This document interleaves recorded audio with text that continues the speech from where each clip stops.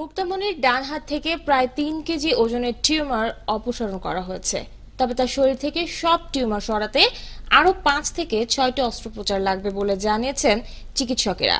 শারমিন নীরার প্রতিবেদনে বিস্তারিত।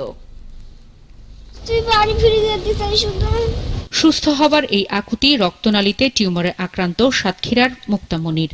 শনিবার প্রায় ২ ঘন্টার অস্ত্রোপচার শেষে মুক্তাকে যখন নিবিড় পর্যবেক্ষণ কেন্দ্রে নেওয়া হয়, নিবিড় পর্যবেক্ষণ কেন্দ্রের কাচের জালনার ওপারের এই ছবিটা বলছে মায়ের সাথে অনেক কথা জমেছে ১২ বছরের মুক্তার। আমি ডাকছি, আমি শুনতে পাচ্ছি, বলছে হ্যাঁ, তারপর বলছে আম্মু আমার হাতের ভিতরে জ্বালা করতেছে, খুব দুশ্চিন্তা ছিল, কিন্তু এখন অনেকটা নিশ্চিত ভালো হয়ে যাবে। অস্ত্রোপচারের পর সংবাদ সম্মেলনে চিকিৎসকেরা জানান, হাতটি অক্ষত রেখে অস্ত্রোপচার হলেও পুরো সুস্থ হতে লাগবে আরো সময়। জানান, পুরোপুরি ঝুঁকিমুক্ত নয় মুক্তা।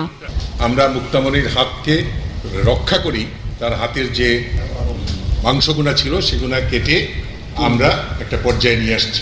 তবে এই সাফল্য শুধু কারো একা না, এই সাফল্যের কৃতিত্বে আমরা এখানে যারা আছি সবাই, যেটা প্রাথমিক সাফল্য, আমরা আরো অনেক দূর যাইতে হবে। তার লাংসের কন্ডিশন, তার সবকিছু মিলে অনেকদিন থাকতে হবে পুরোপুরি সুস্থ করতে।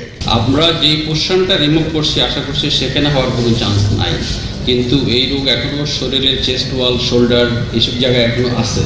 সেটা আমরা যখন চিকিৎসা করবো আশা করি আর হওয়ার চান্স না থাকার চান্সই বেশি। এই ধরনের reconstructive surgery involves the multiple stage, এটা একদিনের কাজ।